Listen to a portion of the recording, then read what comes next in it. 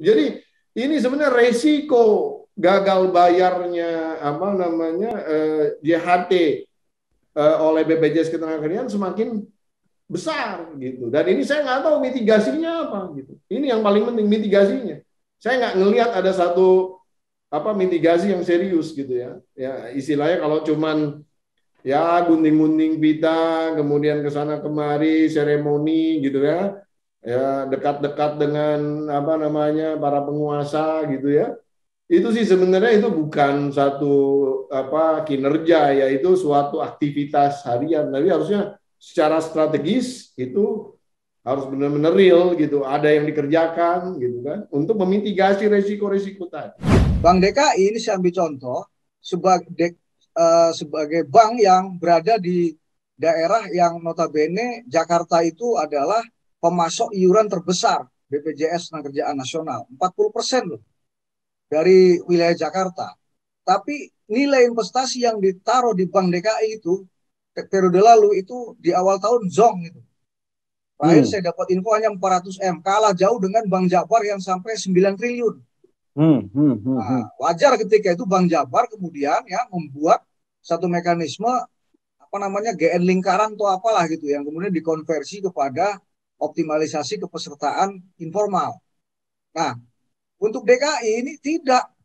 Nah, saya melihat ada ketidakadilan dalam distribusi dana investasi BPJS Ketenagakerjaan itu sendiri.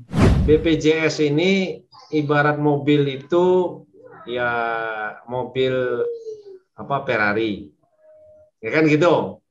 Terus sopirnya kita karena ini lewat pansel ya kita positive thinking lah. Artinya orang yang kompeten. Cuman mungkin di jalanannya masih banyak hambatan. Nah, hambatannya ini yang harus kita singkirkan. Kira-kira kan begitu.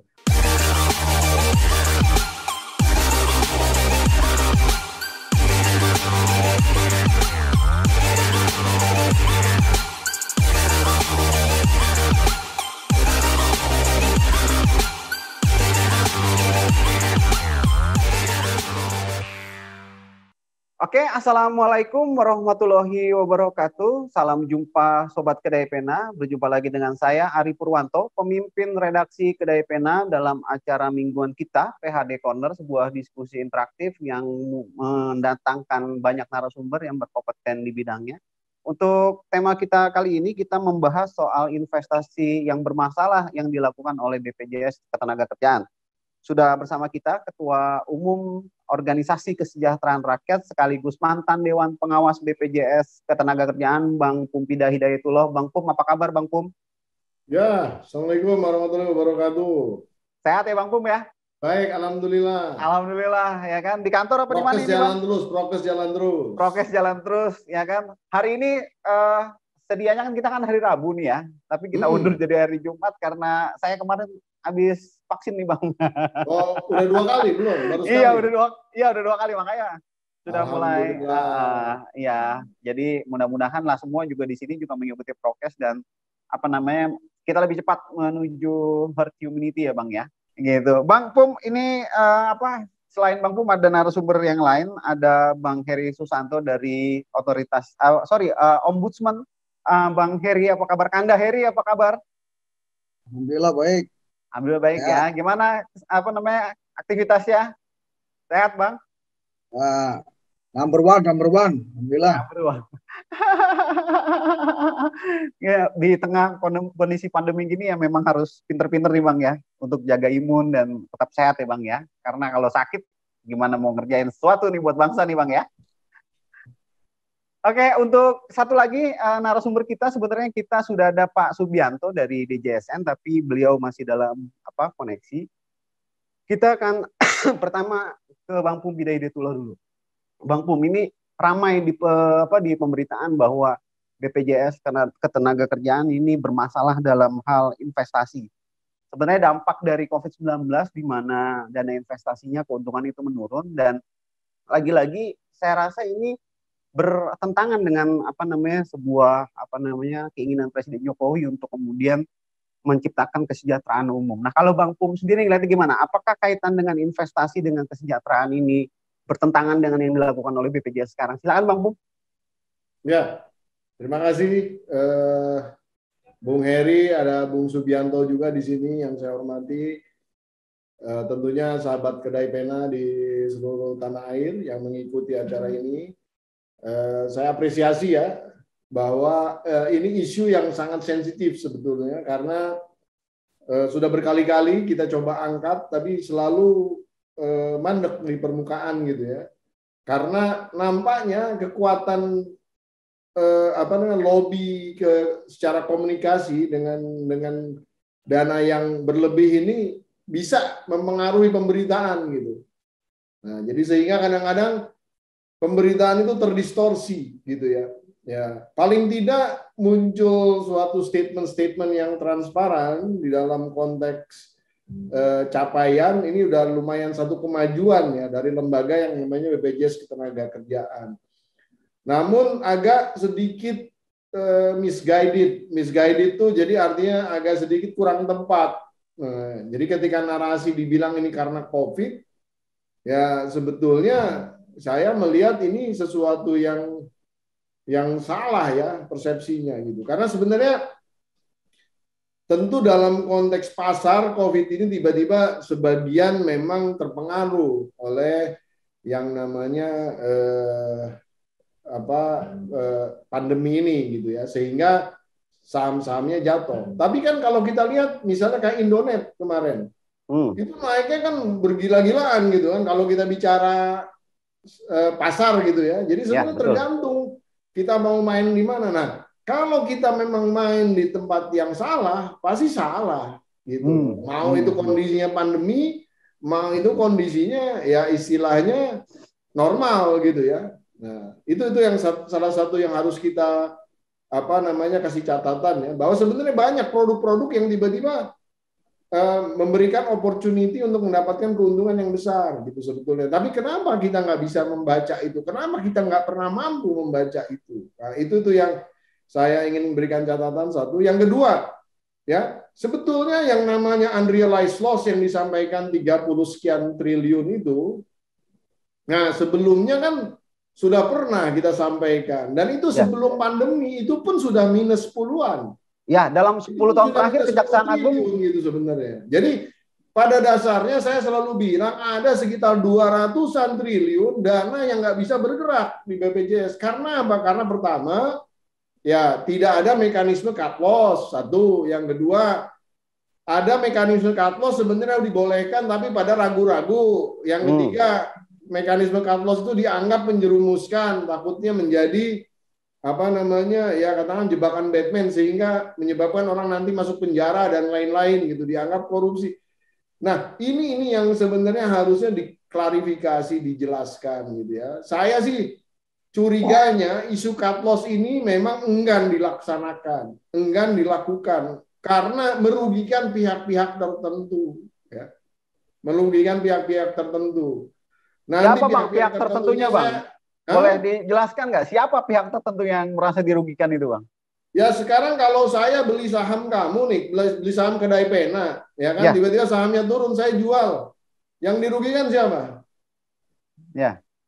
Jadi kan istilahnya kan ya kalau saya lepas lagi barang itu kan saham kamu turun terus semua kan gitu. Ya, betul. Kira-kira kan seperti itu. Jadi yang dirugikan ya emiten salah satunya. Yang kedua juga kalau kita kemudian nggak main di instrumen saham yang tidak diuntungkan, bukan dirugikan, itu kan sekuritas sama aset manajemen. Nah, itu juga harus dilihat. Makanya ini justru peran-peran di dalam konteks mengawasi yang namanya aset manajemen dan juga sekuritas ini harus lebih tajam ya. Dulu saya sama sekali tidak diberi akses untuk kemudian mendapatkan data yang secara real gitu kita bisa lihat ya pola investasinya seperti apa dan lain-lain. Nah, di buku saya yang berjudul Black Box, The Black Box itu ada semua sebetulnya kecurigaan saya di situ, di mana adanya keanehan di dalam praktek investasi. Saya nggak bicara langsung pidana, saya nggak bicara langsung ini ada potensi penyelewengan dan lain, tapi paling tidak keanehan itu udah kelihatan ya, sehingga harusnya dari keanehan-keanehan itu ya harusnya ditindaklanjuti dalam bentuk investigasi khusus gitu ya. Nah, tapi kan dilalahnya saya udah di ujung periode tuh waktu saya mau ngerjain itu, jadi sehingga saya tidak bisa menuntaskan yang namanya investigasi khusus itu, ya. Nah, jadi agak-agak sulit. Tapi intinya ada dana 200-an triliun itu mandek, gitu. Mandek, nggak bisa bergerak, nggak bisa diinvestasikan di tempat lain karena diinvestasikan dalam bentuk saham dan reksadana yang dalam posisi unrealized loss. Kalau ini dana mandek, ya setahun 2 tahun, ya istilahnya kan kalau dimasukin ke bank aja harusnya dapat bunga bank berapa besar tuh kan gitu. Nah, equivalennya di situ. Mereka bilang, soalnya selalu bilang kalau unrealized loss itu belum loss, belum menjadi kerugian. Ini yang salah juga. Kerugiannya yaitu kalau lama dia mandek, ya loss-nya jadi tiap tahun harusnya menghasilkan uang, tapi tiap tahun jadi nggak menghasilkan uang. Itu loss-nya di situ, loss, opportunity loss. Ya, opportunity loss, betul. Dalam bisnis, ya kerugian juga kalau dalam bisnis. Ya, betul. Saya nggak mau diskusi di sini, kita diskusi kualitatif dan normatif aja. Saya nggak mau munculin data, tapi silakan kalau ada yang mau memperdalam ya. Ada di buku saya itu, walaupun dalam bahasa Inggris karena dipublish secara internasional ya, silakan aja. Dibaca. Kalau mau minta nanti bisa saya kirim lagi lah. Pak Heri sih udah saya kirim itu, Pak Subianto juga saya kirim itu. Siap. Bang, kalau boleh tahu untuk di BPJS sendiri untuk menentukan mau investasi itu bagaimana sih Bang prosedurnya Bang? Ya, ini adalah salah satu yang selalu saya kritik gitu ya. Di dalam konteks investasi itu seyogyanya ada namanya the four eyes principles, artinya selalu ada pengawasan yang mengawal prosedural dari mulai suatu produk investasi itu ditawarkan sampai pada kemudian di akhirnya diimplementasikan, dilaksanakan investasi tersebut. Nah, ini four eyes principle ini harus ada independensinya, ya, nggak boleh kemudian ada konflik kepentingan di dalamnya. Nah, di BPJS Ketenagakerjaan, four eyes principle ini hampir dibilang tidak ada gitu ya. Hampir tidak dibilang ada, ini keputusan bisa dibuat oleh direksi serta merta ya, dan bisa dalam jumlah besar ya. Untuk jumlah sampai 300 miliar aja itu hanya sampai di direktur investasi saja itu udah cukup. Ya, di luar daripada 300 miliar mungkin harus melibatkan dirut. Jadi dirut dengan direktur investasi itu sangat berperan gitu ya. Paling kalau mau nanti ada satu direksi lagi yang megang risk management gitu untuk bisa mengcounter ini. Tapi pada dasarnya kalau udah dirut dan dirvestnya udah setuju, ya itu bisa dieksekusi gitu. Nah, ini yang jelas ya, seharusnya dalam konteks ini yang harus dipaparkan kepada Dewas itu tidak serta-merta hanya target, tapi juga rencana. Ya, rencana nggak perlu detail, tapi misalnya maksudnya tuh gini, karena kan kadang-kadang Dewas ini tidak dilibatkan di dalam konteks perencanaannya, katanya rentan terhadap yang namanya kerahasiaan gitu. Jadi yang boleh Dewas ini dianggap apa saya nggak tahu gitu, dianggap orang luar kali ya, sehingga kita nggak boleh megang kerahasiaan gitu kan. Jadi kira-kira seperti itu gitu. Jadi sebenarnya four eyes principle ini harus dibangun dan itu tidak terjadi ya. Waktu itu saya sudah mencoba mendorong gitu, dan ya sekarang sih saya sudah tidak terlalu tahu apa yang terjadi di dalam ya. Tapi juga pada dasarnya kan namanya unrealized loss itu tetap ada gitu di situ. Nah, kira-kira seperti itu. Sebenarnya potensi kerugiannya seperti yang disampaikan oleh OJK Bang ya, itu investasinya negatif 32,8 triliun per Juli 2021.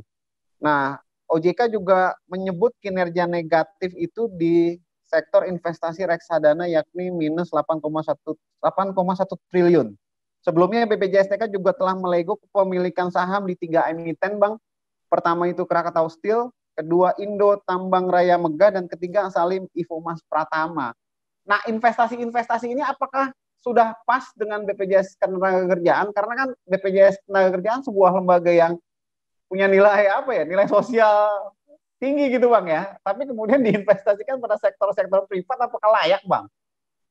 Ya, ini juga salah satu yang secara konstitusional harusnya ada keberpihakan. Maksudnya begini, di dalam konteks membuat kebijakan, harusnya yang namanya investasi itu, dan saya sudah dorong berkali-kali ini, bahkan rekomendasi saya sudah saya masukkan ke dalamnya ya, itu adalah tidak bolehnya kita berinvestasi di dalam satu grup perusahaan yang zalim terhadap pekerjanya. Ya. Kan ini kan dana pekerja, ya kan? Nah, tapi kita berinvestasi artinya memperkaya satu perusahaan yang zalim terhadap karyawannya gitu. Itu kan sebenarnya sedih sekali gitu ya kalau terjadi paradoks seperti itu. Nah ini kejadian nggak main-main dan bukan kecil, investasi yang gede banget. Triliunan gitu. Boleh bocorkan Bang kemana Bang itu investasi yang Abang baca buku saya aja, itu clear banget sebenarnya di buku saya. Jadi nggak usah dibocorin lagi. Supaya orang baca buku saya kan boleh promosi sini kan. Yo boleh Bang, boleh. Siap. Nah itu sebenarnya. Jadi masa suatu lembaga yang diamanatkan oleh pekerja ya, yang di-endorse oleh yang namanya negara, diizinkan oleh negara, tapi kan ini kan amanatnya amanat pekerja nih. Barang ini ada gitu kan untuk melindungi mereka. Nah, tapi kemudian berinvestasi secara zalim kepada orang-orang yang zalim. Nah, gimana tuh caranya memperkaya orang yang zalim terhadap karyawannya gitu. Ya. Itu jadi paradoks juga ya yang menjadi PR ya Bang ya. Apakah ini harus bukan hanya sekedar PR, harusnya ini menjadi catatan dan harusnya dilarang praktik seperti ini gitu. Ya, meskipun mereka juga pasti punya pembenaran ya, mereka juga berkontribusi terhadap pembangunan, memperkerjakan orang pasti ya Bang ya. Tapi kemudian minimal BPJS punya standar ya kan, perusahaan mana yang kemudian atau emiten mana yang kemudian bisa kemudian dijadikan alat investasi gitu Bang ya. Iya, betul. Ya. Saya ini bergeser dulu Bang ke Bang Heri Susanto dari Ombudsman. Saya sempat baca nih beritanya di situs Ombudsman bahwa dia mengkritik investasi yang ada yang dilakukan oleh BPJS Ketenagakerjaan sekarang karena jauh dari nilai-nilai yang tadi Abang bilang juga, Bang Bum bilang juga, harusnya ada alokasi dana sosialisasi, edukasi ke masyarakat demi peningkatan kepesertaan BPJS Ketenagakerjaan. Nah, saya ingin bertanya lebih dalam lagi, maksudnya seperti apa Bang Heri Susanto? Pernyataan tersebut? Ya, pertama ya, kita tahu bahwa BPJS kan badan hukum publik. Dan hukum publik itu ya sudah tentu erat kaitannya dengan pelayanan publik. Nah, pelayanan publik ini kan dalam Undang-Undang Nomor 25 Tahun 2009 tentang pelayanan publik itu setiap penyelenggaraan pelayanan publik itu harus berasaskan kepentingan umum, kepastian hukum, kesamaan hak, keseimbangan hak dan kewajiban, keprofesionalan, partisipatif, persamaan perlakuan atau tidak diskriminatif, keterbukaan, akuntabilitas, fasilitas dan perlakuan bagi kelompok rentan, ketepatan, kecepatan, kemudahan, dan keterjangkauan, baik dari segi waktu dan lain-lain. Nah, kemudian dalam penyelenggaraan pelayanan publik itu sekurang-kurangnya ya BPJS Ketenagakerjaan sebagai badan hukum publik ini mestinya menerapkan pelaksanaan pelayanan, pengelolaan pengaduan masyarakat, pengelolaan informasi, pengawasan internal, penyuluhan masyarakat, dan pelayanan konsultasi. Nah, ini yang dalam mainstream area ombudsman nih. Karena ombudsman itu bekalnya selain undang-undang ombudsman juga undang-undang pelayanan publik. Nah, dalam konteks BPJS Ketenagakerjaan ini sebagaimana disebutkan dalam undang-undang BPJS itu berkewajiban menyelenggarakan pelayanan publik sesuai dengan tujuan pembentukannya. Dalam pasal 3 Undang-Undang BPJS bertujuan untuk mewujudkan terselenggaranya pemberian jaminan terpenuhinya kebutuhan dasar hidup yang layak bagi setiap peserta dan atau anggota keluarganya.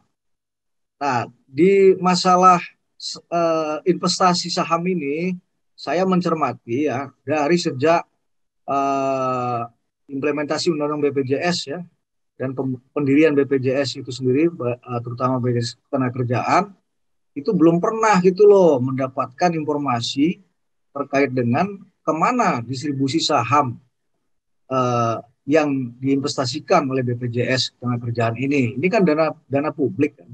Ya, betul. Ya. Nah, ini belum pernah ada rilis begitu. Justru yang kami tahu rilisnya dari BPK. Ya, betul. Nah, BPK pun merilis itu karena ada kasus Jiwasraya, penyidikan kasus dana investasi di Kejaksaan Agung. Ya, ya, betul, betul. Nah, dari rilis BPK itu ya ada 6 saham ternyata yang menurut BPK ini sudah belasan tahun nih, kalau nggak salah 13 tahunan itu mangkrak di bursa saham. Ya, 6 saham itu SIMP, KRAS, GIAA, AALI, LSIP, dan ITMG. Nah, dari 6 saham itu ada 3 saham BUMS, ya, 3 saham BUMN. 6 saham ini merupakan bagian dari 34 saham yang dimiliki oleh BPJS Ketenagakerjaan. Nah, sebanyak 25 saham masuk LQ45 dan 9 saham lainnya pernah berada dalam indeks tersebut ketika BPJS melakukan pembelian. Namun dari 6 saham yang disebutkan BPK dalam IHPS kedua tahun 2020 hanya ITMG yang saat ini masih masuk indeks LQ45. Sementara itu saham lainnya pertama dibeli saat masih tercatat masuk indeks masih LQ45, namun sudah di bawah ya dari 30 dari LQ45 tadi. Ya. Nah, ini saya kira harusnya BPJS Ketenagakerjaan itu melakukan keterbukaan terhadap informasi kemana saja saham itu didistribusikan. Ini menurut saya sudah masuk potensi maladministrasi. Ketika tidak pernah merilis terkait dengan kemana saham itu didistribusi, justru malah BPK yang membuka gitu. Nah, itu saya kira kaitan dengan saham ya. Nah, masalah dengan kepesertaan, memang bagaimanapun saat ini kan BPJS Ketenagakerjaan itu mengalami tekanan ya. Banyak peserta yang keluar ketimbang masuk. Ya, betul. Ada Inpres nomor 2 tahun 2021 tentang optimalisasi program BPJS Ketenagakerjaan, tapi tidak jalan.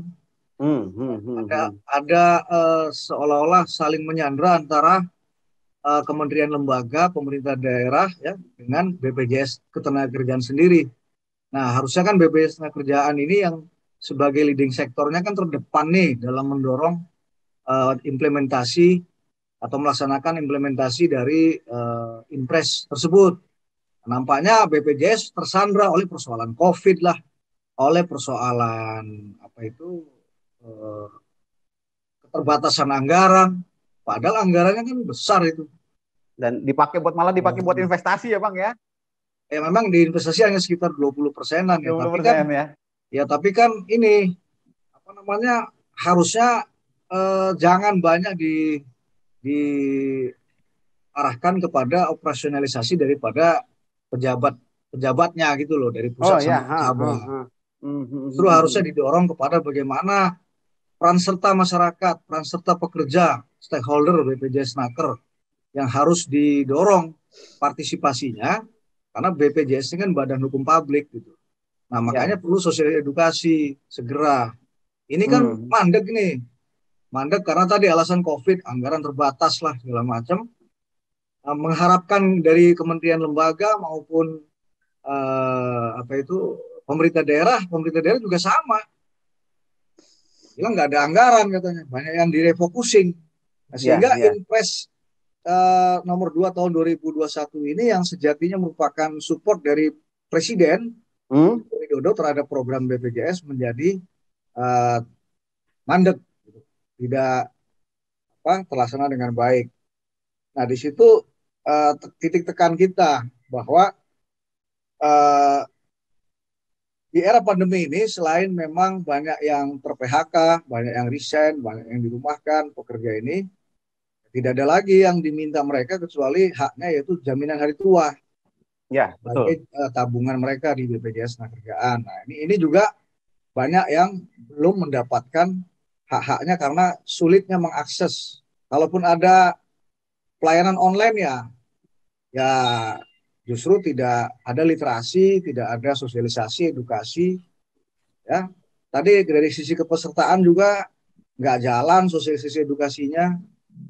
Ya, Nah, bahkan Direktur Utama BPJS Ketenagakerjaan Bapak Anggoro Eko Cahyo juga mengungkapkan jumlah kepesertaan akibat COVID ini menurun sangat drastis, Bang. Nah, ini ya kan karena juga tekanan, ya karena tekanan. karena Nah, tekanan pandemi. ya Nah, Bang, begitu silakan Bang. juga di saham. Saham juga kan karena tekanan pandemi banyak perekonomian yang macet. Sektor privat dan lain-lain kan, masuk BUMN macet semua lah. Nah, ini menyebabkan menurut saya memang lagi-lagi harusnya investasi tidak menjadi prioritas harusnya di BPJS dulu. Yang harus menjadi kunci adalah kepesertaan. Justru di masa pandemi ini BPJS Naker harusnya hadir membuktikan tanggung jawab sosialnya di hadapan pesertanya. Bagaimana melayani klaim misalnya, ya kan? Bagaimana meningkatkan kepesertaan, ada impres loh. Iya, Impres itu senjata pamungkasnya BPJS, tapi nggak dipakai itu senjatanya. iya. Bang, saya menggarisbawahi yang tadi Abang bilang, maladministrasi, Bang. Kalau sebuah lembaga negara atau yang lain itu sudah maladministrasi, ada nggak dampak lanjutan yang bisa dikejar, Bang? Misalkan pemberian sanksi atau seperti apa, Bang? Ada nggak tindak lanjutnya seperti itu, Bang? Ya, yang pasti ini Ombudsman saat ini sedang melakukan investigasi inisiatif Investigasi untuk inisiatif, Bang, ya? untuk BPJS Ketenagakerjaan di substansi kepesertaan dan pelayanan. Ya. Nah, kalau investasi karena apa namanya bukan kaitan di konsentrasi pembidangan saya, maka tidak menjadi fokus, tapi hanya sebagai data sekunder saja untuk membandingkan positioning keberadaan investasinya sampai dengan saat ini. Nah, kita ketahui data di 2020 misalnya itu iuran dari kepesertaan itu 73 triliun. Nah, sementara income dari investasi itu hanya sekitar 29,2 triliun. Jadi lebih besar dana iuran kepesertaan ketimbang investasi. Bahkan dana investasi itu sama dengan pengeluaran BPJS Naker dalam pembayaran klaim di tahun 2020. Sama nilainya 29 triliunan.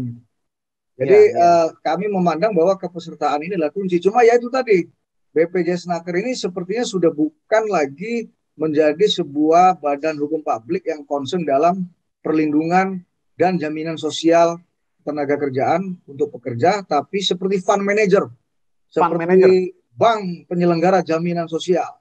Nah, ini yang pada saat COVID ini memang tidak menguntungkan. Karena tekanan ekonomi yang mana memicu pelemahan saham-saham yang menjadi titik tekan dari pengelolaan dana investasi BPJS Naker. Oke, kita berganti nih ke Pak Subianto nih, dari DJSN. Pak Subianto tadi memantau Mas, diskusi kita. Saya boleh satu lagi tadi belum jawab nih. Siap. Terkait investigasi inisiatif ini, Ombudsman ini nanti keluarannya adalah laporan akhir hasil pemeriksaan. Ya. Berupa saran perbaikan, ya kan? Ya, nantinya akan disampaikan ke BPJS Naker sebagai sebuah rekomendasi saran perbaikan. Apabila endingnya bisa berupa perbaikan regulasi dari peraturan perundang-undangan pusat sampai daerah, termasuk juga perdir dari BPJS Ketenagakerjaan. Nah, kalau nanti rekomendasi yang disampaikan tidak dilaksanakan ya atau ada keberatan pun misalnya BPJS bisa melakukan banding ke Ombudsman. Banding itu bisa diterima total, bisa diterima sebagian atau ditolak semua. Nah, kemudian kami akan kalau tidak dilakukan, misalnya saran perbaikan dari Ombudsman itu, kami akan naikkan ke Presiden sebagai penanggung jawab dari BPJS Tenagakerjaan. Dan Presiden berwenang memberikan sanksi administrasi, termasuk sanksi ya bisa pemecatan atau penurunan gaji tunjangan atau penghentian dan lain-lain. Termasuk dalam hal investigasi inisiatif ini kami mempunyai kewenangan untuk memanggil direksi dalam pemeriksaan. Nah, direksi ini kalau mangkir sampai 3 kali dipanggil ya itu bisa kita lakukan pemanggilan paksa melalui petugas kepolisian. Gitu ya Bang ya. Jadi hampir sama dengan fungsi yudikatif ya Bang ya, bisa memanggil secara paksa ya Bang ya. Ya. Bang, kalau dari penyelidikan Ombudsman ini juga bermasalah, dan sebelumnya juga kita dengar tahun lalu juga BPJS juga sudah dipanggil oleh Kejaksaan Agung dalam kasus investasi ini, Bang. Nah, apakah ini juga linier, Bang? Artinya ya memang bermasalah investasi yang dilakukan oleh BPJS Ketenagakerjaan, Bang? Ya, kami berbeda. Kalau di ranah hukum itu Ombudsman tidak bisa ambil peran karena domain Ombudsman dalam ranah maladministrasi. Jadi kami fokus kepada persoalan kepesertaan dan pelayanan saja. Ya, pelayanan dan kepesertaan ya Bang ya. Adapun terkait investasi hanya sebagai data pendukung guna membandingkan bagaimana program kepesertaan pelayanan dengan pengelolaan investasi itu sendiri. Begitu ya Bang ya. Oke, saya bergeser ke Pak Sugianto. Pak Sugianto, apa kabar Pak Sugianto? Mic-nya. Alhamdulillah sehat. Sehat ya Bang ya. Di mana Bang? Assalamualaikum Bang Pumpida. Bang Heri. Luar biasa ini. Saya menarik yang diomongkan oleh Bang Heri Susanto ya kan. BPJS Ketenagakerjaan, lembaga yang seharusnya dipakai untuk kemudian mendorong terciptanya kesejahteraan rakyat, malah menggunakannya dalam sektor-sektor investasi. Harusnya ada upaya-upaya untuk melakukan misalkan sosialisasi, meningkatkan kepesertaan dan yang lain-lain, hingga akhirnya Ombudsman melakukan audit inisiatif terhadap kepesertaan dan pelayanan. Nah, kalau Bang Subianto sendiri melihatnya, apakah bermasalah itu BPJS Ketenagakerjaan sudah lari dari tujuan awal atau seperti apa, Bang? Yang pertama, ya amanat negara itu bahwa kepada BPJS itu untuk perlindungan sosial ketenagakerjaan. Apa aja programnya ada, sekarang udah 5, ya kan? JKK, JKM, JHT, JP, dan JKP. Nah, JKP ini bagian daripada reward lah, dalam arti kalau dia sudah ikut di JKN, kemudian di JKK, JKM diintegrasikan data. Nah, kita melihat dari kenyataan sekarang baru terlihat bahwa ada 3 masalah utama yang paling besar di BPJS Ketenagakerjaan. Pertama, coverage atau kepesertaan sangat rendah, ya. Jadi kalau kita menggunakan data BPS, nanti Pak Pumida bisa luruskan kalau saya salah nih. Ya, BPS merilis itu 45 juta pekerja ya formal. Nah, ini pengertian pekerja formal itu memang belum sinkron dengan regulasi BPJS. Kalau BPJS kan nggak kata formal. Siapapun yang menerima upah itu adalah dia sebagai PPU, ya kan? Nah, akhirnya ada dispute di sini. Kalau UMKM, kan kita banyak nih orang yang menerima upah tapi gajinya kecil. Yang bekerja di restoran, yang bekerja di pokoknya usaha kecil menengah mikro kan gitu. Ya. Termasuk di dalam dunia kependidikan pun itu kan masalah. Ya kan banyak guru dan dosen karena mereka bekerjanya pada yayasan. Nah, di satu sisi domain untuk pengawasan hubungan industrial itu ada di Kementerian Tenaga Nah, ini satu yang belum clear. Akhirnya itulah kalau kita merilis data yang dari ILO itu lebih tinggi lagi, 129 juta orang yang bekerja sebagai penerima upah. Nah, ini kan jomplang ini kayak bumi sama langit. Tapi setelah itu kita compare, udahlah kita jangan terlalu yang mengawang-awang. Kita pakai saja data BPS. Berarti kalau dia 45 juta, pertanyaannya sekarang peserta BPJS itu hanya ada 29 juta yang aktif. Saya mengatakan kenapa kita selama ini sering terkecoh oleh statement oleh direksi. Oh, berapa jumlah kepesertaan BPJS? 49 juta. Berapa yang aktif? 29. Artinya kita jangan menganggap yang 49 itu peserta semua, yang mendapatkan perlindungan saja kita hitung sebagai peserta. Kalau yang tidak aktif, ya dia nggak dapat coverage, ya buat apa dihitung? Nah, di situ rendah, itu 29 juta sudah termasuk siapa? PPU-BU, di situ ada BPU, ya bukan penerima upah, yang peserta mandiri, kemudian pekerja migran, termasuk situ Jakon. Yang real menjadi peserta PPU-BU sebagai mandatori undang-undang itu hanya 20 juta. Artinya kalau 20 juta di-compare dengan 45 juta yang ada di data BPS, masih jauh, berarti setengah pun belum ada. Sementara usia BPJS ini, ya kalau dihitung dari sejak jam sostek, karena mereka kalau merayakan ulang tahun, ngitungnya dari era jam sostek gitu. Yeah. Kalau saya bilang, kalau HUT BPJS ya enggak lah, dari tahun 2014, kan gitu toh.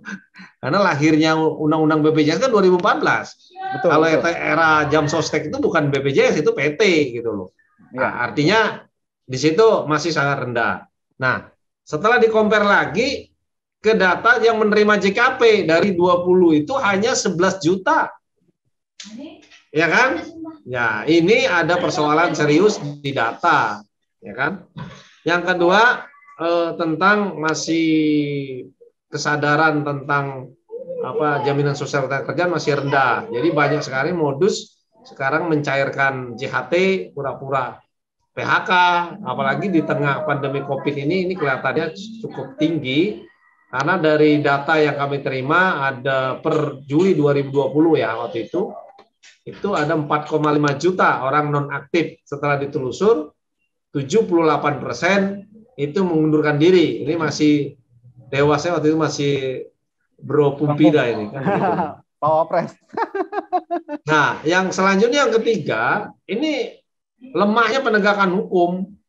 Jadi lemah penegakan hukum memang di satu sisi BPJS Ketenagakerjaan sebagai badan hukum publik ini juga masih belum diberikan kewenangan yang kuat, ya. Ditambah lagi undang-undang BPJS itu anomali kalau menurut pemikiran kita. Jadi anomali kenapa? Ini kan hukum undang-undang program negara, harusnya kan hukum publik. Tapi begitu sanksi, kalau pekerja tidak didaftarkan, itu balik hukum privat. Pekerja harus lapor sendiri. Nah, begitu lapor sendiri, pekerja harus dipecat. Jadi sampai sekarang nggak ada yang berani lapor. Nah, itu jadi persoalan serius. Nah, yang lain tentang berhubungan dengan investasi imbal hasil, memang kalau kita lihat di PP Alma, Asset Liability Management ya, nah, saya lupa kepanjangannya, mungkin Pak Umida lurusin. Di situ memang belum mengamanatkan prinsip ke-9 SJSN.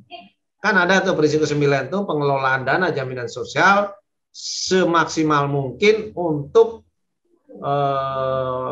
peningkatan manfaat bagi peserta lah, intinya seperti itu. Ya.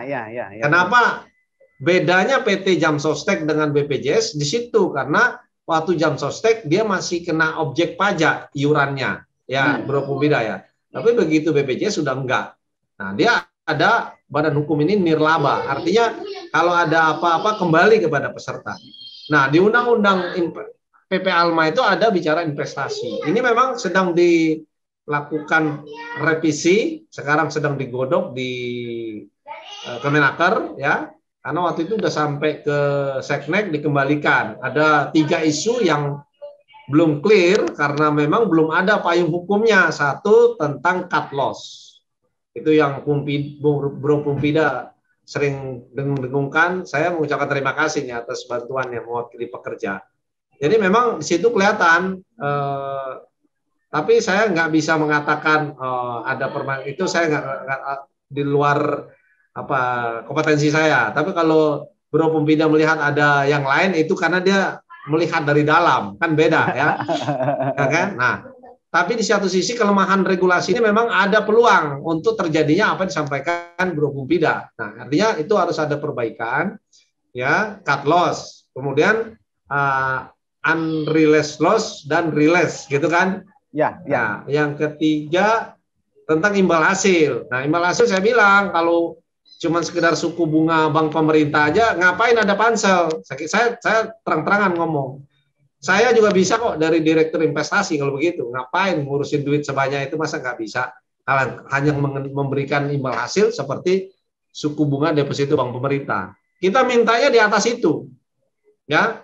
Nah, alhamdulillah di DJSN sudah sepakat memintanya imbal hasil itu minimal suku bunga bank pemerintah plus 2%. Kita mintanya seperti itu minimalnya. Berapa itu? Kerendahan tuh, masih kerendahan. Ya masih kerendahan. Tapi kan itu kan kata-katanya minimal. Jangan 9% minta ke bank. Masa gimana? Ke bank 9%.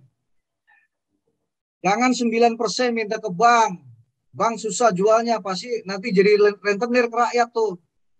Oke, ya instrumen investasi kan banyak, ya. Tidak semuanya masih ada instrumen yang lain. Tapi intinya bahwa imbal hasil kepada peserta lebih tinggi dari suku bunga bank pemerintah itu amanat daripada undang-undang SJSN.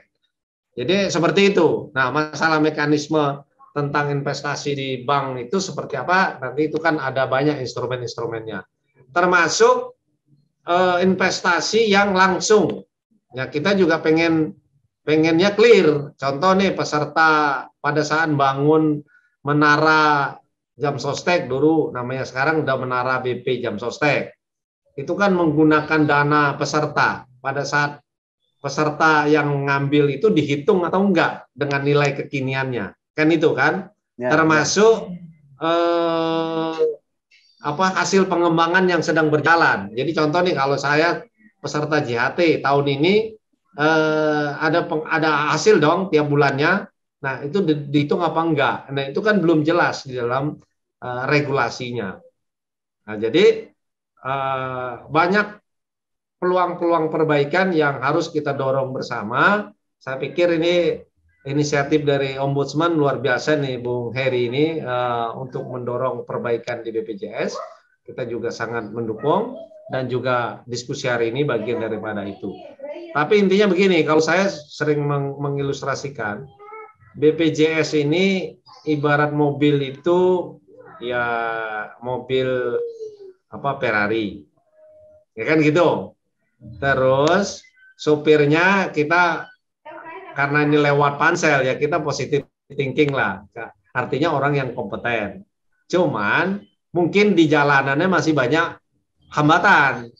Nah, hambatannya ini yang harus kita singkirkan, kira-kira kan begitu, agar bisa memberikan kemanfaatan yang baik kepada peserta dan kepada kita semua, termasuk bagaimana kontribusi BPJS di tengah pandemi COVID ini, ya, termasuk mereka punya tugas untuk melaksanakan upaya promotif, preventif terhadap penyakit akibat kerja. Saya pikir itu dari saya. Ya, terima kasih. Bang, saya mau komentar dulu nih. Silakan Bang Heri. Jadi begini, di BPJS itu kan ada asas-asas ya, 3 asas tuh. Kemanfaatan, kemanusiaan, dan keadilan. Ini penting, ini menjadi catatan. Jadi kalau tadi dibilang prinsip di SJSN bunganya kayaknya nggak ada itu, Pak Subianto. Bunga undang-undang SJSN mengatur soal bunga itu nggak ada itu. Adanya 3 asas itu: kemanfaatan, keadilan, dan kemanusiaan. Azas sama prinsip beda, Bos. Ada azas yang 3 itu, prinsip ada 9. Enggak, saya cerita asas. Ini ya, 3 asas. Azas benar itu, betul. Ya. Nah, jadi kalau ya minta tadi di atas suku bunga bank 2%, taruhlah suku bunga banknya berapa? Misalnya sekarang kalau nggak salah 4-5% ya, Pak Pumpi. Ya, kira-kira segitu. Nah, kalau tambah 2 kan misalkan 5 lah, 7. Nah, ini saya dengar informasi di Bank DKI, pihak Direksi Investasi BP Jam Sostek itu di periode lalu ya, itu jualnya 9%. Itu di bank daerah itu kebanyakan tuh. Ada 9-10. Nah, kalau sudah ke banknya jual tinggi, bank pasti akan jual tinggi ke rakyat. Bisa di atas 12%. Nah, ini kan BPJS yang semulanya ya kita sih berharap ketika diinvestasikan misalnya ke bank, ini bisa berimplikasi juga ke masyarakat, misalnya ke UMKM. Itu yang notabene pekerja juga mereka. Nah, ini kan mereka dapat katakanlah pinjaman dari bank. Bank itu kan bisa mendorong, Pak sudah masuk peserta BPJS, misalnya belum, ya didoronglah menjadi masuk, termasuk karyawannya dan lain-lain. Nah, ini tidak. Bank DKI ini saya ambil contoh sebagai bank yang berada di daerah yang notabene Jakarta itu adalah pemasok iuran terbesar BPJS Tenagakerjaan Nasional, 40% loh dari wilayah Jakarta. Tapi nilai investasi yang ditaruh di Bank DKI itu periode lalu itu di awal tahun zong itu. Terakhir saya dapat info hanya 400 M, kalah jauh dengan Bank Jabar yang sampai 9 triliun. Nah, wajar ketika itu Bank Jabar kemudian ya membuat satu mekanisme apa namanya GN lingkaran atau apalah gitu yang kemudian dikonversi kepada optimalisasi kepesertaan informal. Nah, untuk DKI ini tidak. Nah, saya melihat ada ketidakadilan dalam distribusi dana investasi BPJS Tenagakerjaan itu sendiri. Nah, ini yang menurut saya harusnya tidak saja melihat soal suku bunga, tapi harus lihat di 3 asas itu, kemanusiaan, keadilan, dan kemanfaatan. Ya kalau Jakarta itu kontributor terbesar tapi nggak ada manfaatnya buat Jakartanya, diserap dananya saja, lalu ketika dana iurannya masuk, direksi seenaknya ngatur rezeki ke tiap-tiap sasaran-sasaran bank ya, itu sarua aja jeng bohong itu. Apa itu? 3 asas yang diterapkan BPJS. Nah, itu yang kami protes. Bahwa ini adalah bisnis. Ya benar bisnis, tapi bisnis juga harus pakai ukuran. Ini kan lembaga nirlaba. Gitu loh. Bukan lembaga labaisme, bukan. Bukan ngelaba. Bukan lembaga ngelaba. Ini gimana Bang Pum menanggapi pernyataan Bang Heri? Nih, apakah memang tidak memperhatikan 3 asas itu, Bang? Ya, sebetulnya ya ada yang begini, jadi agak-agak susah kalau dipukul semuanya juga enggak gitu ya. Jadi artinya ya sebagian terpenuhi, sebagian lagi enggak, sebagian malah melanggar gitu. Sebenarnya gitu. Jadi agak susah digeneralisir karena ada kasus per kasus yang beda-beda isunya. Seperti saya yang tadi bilang, ada investasi yang menguntungkan sebenarnya, tapi masuk ke ranah orang yang zalim. Tadi misalnya contohnya gitu, kan itu jelas melanggar dong dari konsep jaminan sosial. Nah yang kedua, misalnya katakanlah orang lagi istilahnya lagi turun, dia malah ngehajarnya tuh beli dalam konteks yang akumulatif. Ini salah, harusnya kan nunggu sampai di bawah, baru dia beli di bawah, gitu kan. Ini akumulatif belinya, beli turun terus, kan ini aneh. Ya mereka bilang nggak apa-apa, ini namanya istilahnya tuh averaging gitu ya, averaging down namanya gitu. Saya bilang ini salah, ini bunuh diri, ngumpulin barang makin lama makin ke bawah. Jadi untungnya malah nggak, harusnya kita nunggu sampai ke bawah baru beli di sini. Ketika dia ada possibility untuk bounce back, baru dibelilah, dijual di situ gitu. Ini agak aneh-aneh lah pokoknya. Nah ini keanehan-keanehan yang saya temukan gitu sebenarnya ya, di buku saya udah saya bahas satu-satu tuh keanehan-keanehan, dan ini bukan karena saya analisa sendiri, saya pakai big data analitik ya. Jadi nggak sembarangan gitu, bener-bener ngelihat ini pakai big data analitik. Oh ini memang ada keanehan gitu loh. Jadi yang menilainya juga orang CFA lagi ya. Jadi bukan sekedar. Jadi saya dengan tim ini ada tim saya yang CFA ya. Jadi benar-benar udah certified gitu melihat basis investasi itu. Jadi kalau ada yang aneh dia cepet gitu. Nah, jadi apa yang disampaikan oleh Pak Bianto dan Pak Heri itu sebetulnya ya selaras ya dan sesuai dengan apa yang saya sampaikan juga gitu, walaupun ya isu-isunya agak berbeda-beda dari angle yang berbeda-beda, tapi intinya perlu perbaikan ya, sangat perlu sekali ya, sangat perlu. Dan yang saya takutkan malah adalah potensi gagal bayarnya JHT ini, karena yang namanya arus PHK terus berjalan gitu ya, orang klaim JHT makin lama makin banyak, iuran udah kurang, dana yang ini yang tadi saya cerita ini, dana JHT ini yang 200-an triliun yang dalam posisi negatif ini dana JHT. Nah ini kalau kemudian mereka takut nih atau nggak bisa diselamatin, ini gimana nih dalam posisi loss? Ini hampir sama nanti ceritanya dengan Jiwasraya gitu loh. Ya, Jiwasraya itu dalam posisi unrealized loss, tapi dia cash flow-nya selesai gitu, mandek di cash flow, nggak bisa bayar klaim dan lain-lain. Nah, BPJS masih lancar cash flow-nya, tapi unrealized loss-nya udah gede gitu.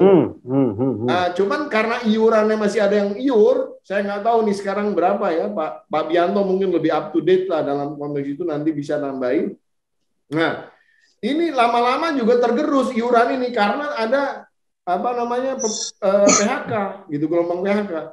Bahkan yang saya takutkan lagi dengan undang-undang Ciptaker ini akan lebih banyak lagi orang seenaknya dikeluar masukin.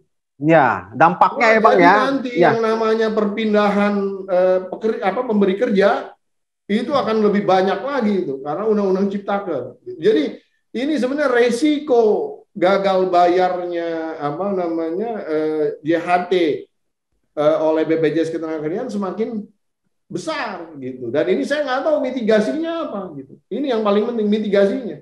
Saya nggak ngelihat ada satu mitigasi yang serius gitu ya. Ya istilahnya kalau cuman ya gunting-gunting pita, kemudian ke sana kemari seremoni gitu ya.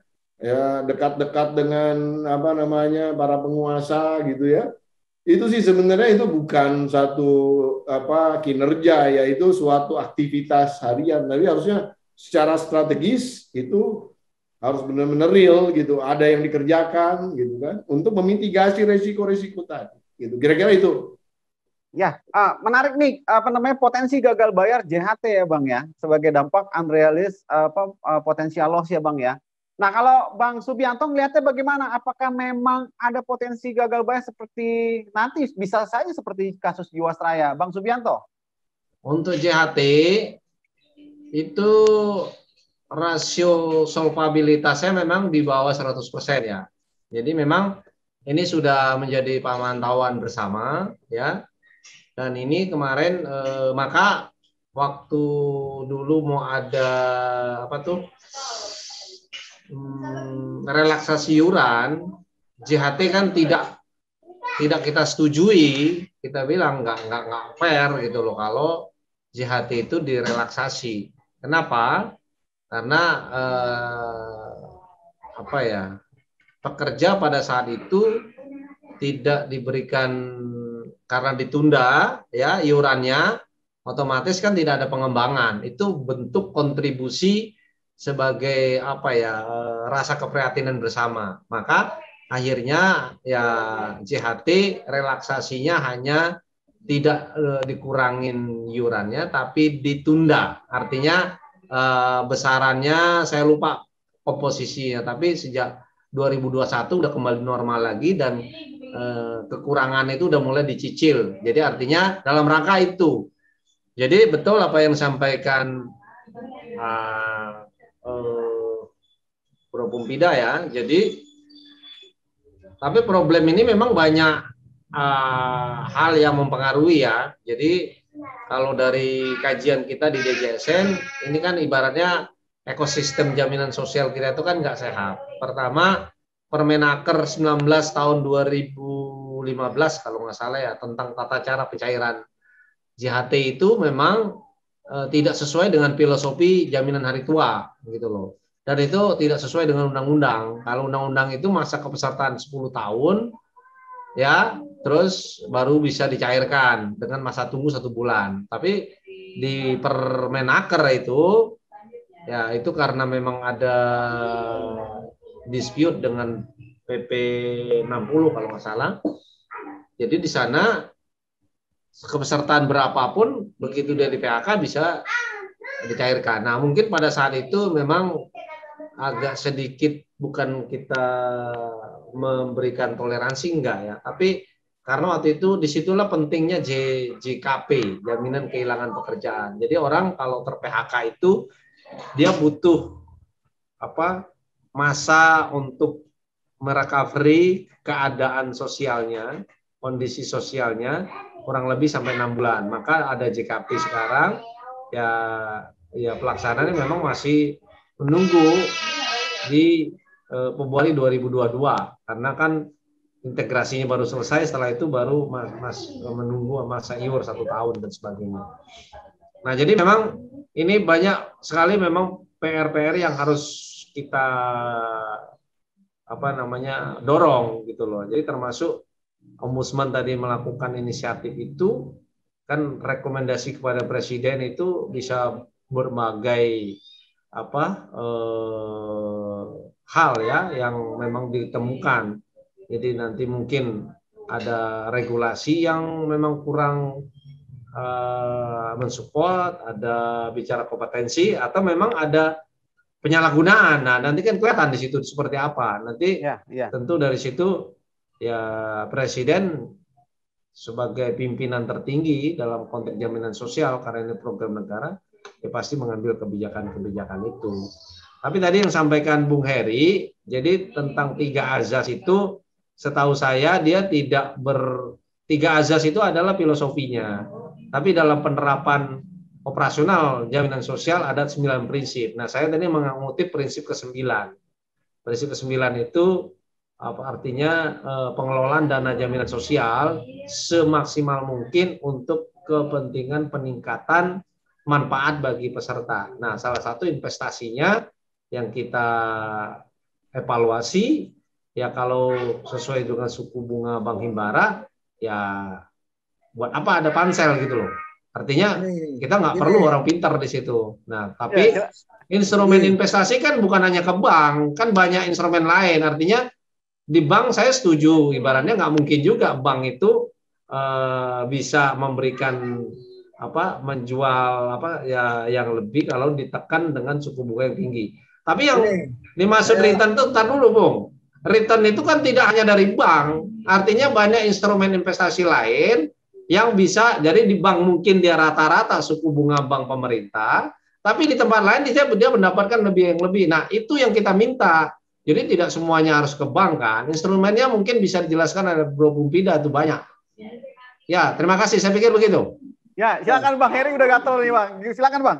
Jadi gini, prinsip ke-9 bahwa dana amanat untuk sebesar-besarnya kemaslahatan pekerja, ya kan? Itu bukan tugasnya institusi yang mendapatkan distribusi dana investasi BPJS, bukan. Itu tugasnya BPJS. Gitu loh. Nah, bahwa misalnya mau dibawa di atas suku bunga bank, ini kan ada ininya, tapi kalau implikasinya ya ke bank atau ke institusi pengelola investasi itu sudah besar, ini impact kepada masyarakat sebagai pengguna loh dana itu, sebagai kreditur, misalnya debitur kan. Nah, itu juga bagian dari yang diawasi oleh Ombudsman. Ya, pelayanan publik loh itu. Saya sempat diingatkan lah, ada pihak BPJS Naker yang mengatakan pada saya bahwa soal investasi kan bukan urusan yang Ombudsman. Saya bilang, siapa bilang? Investasi memang ada badan yang mengawasinya seperti OJK misalnya. BI, ya BI OJK itu yang diawasi Ombudsman juga, Pak. Gitu loh. Betapapun kita tidak mengawasi dana investasinya, tapi penyelenggara dari pengelola investasi itu kita awasi juga. Apalagi itu menggunakan APBN, APBD maupun dana masyarakat gitu ya. Jadi prinsipal bahwa pengembangan dana BPJS itu harus berimplikasi terhadap sebesar-besarnya kemaslahatan pesertanya, itu harus diartikan ya tetap tidak menjadikan satu lingkaran setan yang membebani masyarakat juga. Itu Pak Subi. Jadi jangan terjebak dalam konteks ketika masalah titik tekannya adalah ke suku bunga bank gitu. Kalau saya cermati di periode sebelumnya itu di BPJS Tenagakerjaan itu lebih menitik beratkan faktor bunga. Makanya distribusinya itu nggak merata, nggak proporsional. Dari 26 misalnya bank BPD se-Indonesia, itu hanya ada 7 bank BPD yang nggak dapat. Ya soal bank itu sehat tidak sehat itu soal lain. Tapi kalau bank DKI masa nggak sehat? Ya kan? Jakarta ini kan kunci. Nah, saya pakai bahasa itu. Jakarta adalah kunci. Gitu loh. Ya kan? Jadi kalau Jakarta sebagai kunci aja sudah dilewati, ini sudah tidak memperhatikan asas-asas tadi, keadilan, kemanfaatan, dan kemanusiaan. Nah, saya kenapa fokus di Jakarta? Kebetulan saya pengampu Ombudsman wilayah Jakarta, Pak. Jadi, saya concern di situ juga. Terima kasih. Oke, saya rasa diskusi kita cukup. Ya, silakan Bang Subianto. Jadi begini, saya setuju prinsipnya. Kan tadi kalau kita minta suku bunga deposito bank pemerintah minimal plus 2% itu bukan maksudnya harus jual ke BPJS-nya tinggi, enggak, bukan itu. Karena instrumen investasi kan banyak, ya kan? Bukan hanya ke bank pemerintah. Tapi kan untuk kepentingan peserta ya wajib, itu amanat undang-undang ini. Artinya kalau imbal hasilnya rendah ya buat apa kita menjadi peserta BPJS? Ya kan begitu. Kepentingan manfaat tambahan apa untuk peserta? Cuma kalau jadi itu satu. Nah, kedua, kalau mau menyampaikan masukan, DPR tuh akan mengadakan lagi rapat tentang masalah investasi ini. Ya tanggal 6 Oktober tuh di jadwalnya, di kesimpulannya. Mungkin Bro Heri kan punya jaringan ke DPR. Bisa lah masuk ke sana. Ini kan mengadakan rapat dengar pendapat dengan BPJS Tenaga tentang tata kelola investasi BPJS Tenaga pada 6 Oktober. Jadi itu akan dibahas secara khusus. Ya, kemarin memang belum tuntas tentang investasi itu karena tanggal 15 September itu ada RDP yang berhubungan dengan hasil pemeriksaan dari BPK. Nah, itu kan pernah di eranya Bro Pumbida kan kayaknya ya. Ya, waktu itu ada audit forensik ya. Nah, dari BPK ada muncul beberapa temuan, ya kan? Nah, dari situ DPR akan menindaklanjuti lagi dengan rapat dengar pendapat pada 6 Oktober. Nah, mungkin silakan para ahli-ahli investasi bisa menyampaikan masukannya di sana, termasuk yang disampaikan Bu Heri. Terima kasih. Ya, Pak Subianto. Bang Heri gimana? Saya klarifikasi. Kalau saya bukan sebagai Heri Susanto sekarang ini, saya ini Ombudsman Republik Indonesia yang mempunyai kekebalan hukum, imunitas dalam menyatakan pendapat dan temuan gitu. Nah, jadi mungkin Pak Subi ini masih romantisme sejarah kalau saya sebagai aktivis jaminan sosial. Sudah selesai itu. Kan Bro Heri ini kan dua kaki, Ombudsman iya, MP BPJS iya. Apa gimana? Kan orangnya bisa digerakkan. Kan saya kan nggak minta Bro Heri yang datang ke DPR. Saya tahu udah punya kekebalan hukum segala macam ya, ngerti saya. Tapi kan punya kepanjangan tangan yang lain, gerakan dong. Kita optimis dengan positioning Ombudsman. Kaki saya 2 berpijak pada 1 di Ombudsman Republik Indonesia. Dan Ombudsman Republik Indonesia punya kewenangan, fungsi dan tugas. Hanya itu saja bekal saya untuk menjalankan fungsi-fungsi Ombudsman. Siap, mantap. Dan itu kami akan tuntaskan investigasi inisiatif ini sebagai sebuah bagian dari tugas dan kewenangan fungsi Ombudsman. Jadi, tapi tidak masuk ke investasi ya Bang ya? Apa investigasinya ya? Tetap di pelayanan dan pesertaan ya? Ya, investigasi kan sudah masuk ranah hukum. Nah, kalau dikaitannya dengan Ombudsman ini hanya sebagai secondary saja. Itu, terima kasih. Ya, Bang Pong, tadi juga mau ngomong, silakan Bang. Saya harus menengahi juga menambahkan. Sebenarnya dua-duanya benar, Kori. Jadi Pak Heri itu betul dalam posisinya yang disampaikan tadi. Pak Bianto juga betul gitu. Hanya mungkin tadi agak sedikit masuk di dalam satu isu yang agak beda gitu. Tapi sebenarnya benar. Jadi artinya sebenarnya yang namanya manfaat sebanyak-banyaknya dalam konteks jaminan sosial itu, yang namanya investasi itu harus benar-benar banyak manfaatnya bagi peserta. Betul.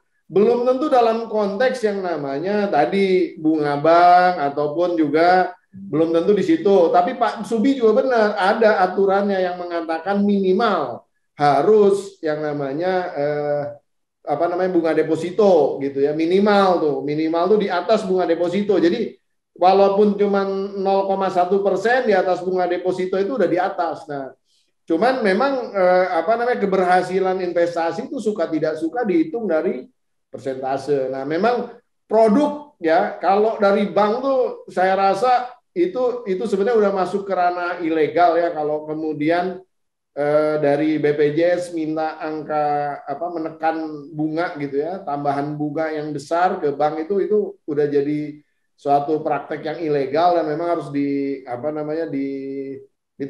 ditindak lah secara investigasi nih Pak Heri ya. Jadi itu saya setuju sekali. Tapi tadi betul juga Pak Bianto, ada produk-produk investasi lain yang sebetulnya instrumen-instrumen lain yang bisa dimanfaatkan, seperti misalnya obligasi negara gitu ya. Obligasi negara itu pasti bunganya di atas bunga deposito gitu pasti ya.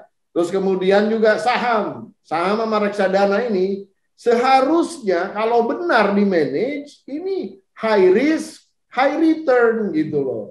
Tapi selama ini BPJS ini berjalan dari 2014 berarti ya sampai sekarang ini nggak pernah high return-nya dapat gitu loh. Ini yang sebenarnya harusnya kita dorong gitu. Ada sesuatu yang salah di situ ya, dan ada sesuatu yang ditutupin kalau menurut saya. Itu aja sih sebenarnya. Terima kasih. Ya, ada yang ditutupin. Jadi waktunya untuk bongkar-bongkaran nih Bang ya. Selanjutnya ya Bang ya, mudah-mudahan BPJS bisa lebih sehat dalam hal tata kelola, termasuk dalam hal investasi. Saya rasa cukup sekian diskusi kita kali ini. Nanti kalau mau kita lebih dalam lagi, mungkin kopi darat nih dengan Bang Pum, Bang Heri, dan Bang Subianto nih ya. Ya, bakal lebih seru itu kalau kita live gitu ya. Ya, siap, lebih seru. Ya, udah lama nggak ngopi sama Heri nih. Kita offline ya nanti ya. Kita lanjut. Ya, di mana? Nanti kita siapkan lagi ya forum yang lebih lebih besar dalam konteks offline. Nanti kita bicara lagi Bang Pum bagaimana teknisnya. Saya mungkin kalau boleh usul ya. Ya. Ini kedai kopi itu yang dimaksud Bro Heri itu benar. Jadi maksudnya gini loh. Sekarang tuh UMKM kan sedang didorong oleh pemerintah nih, ya kan?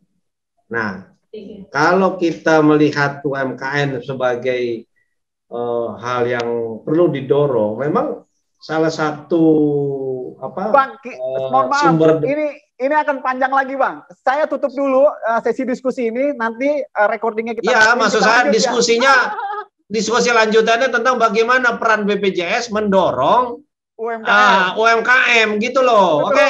Siap. Itu maksud saya. Begitu. Terima kasih Bang Subianto, Bang Pumpida, Bang Heri Susanto, dan saya ucapkan terima kasih kepada Sobat Kedai Pena yang sudah memantau acara ini.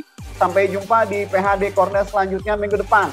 Terima kasih. Wabillahi taufiq wal hidayah. Wassalamualaikum warahmatullahi wabarakatuh. Tam Merdeka.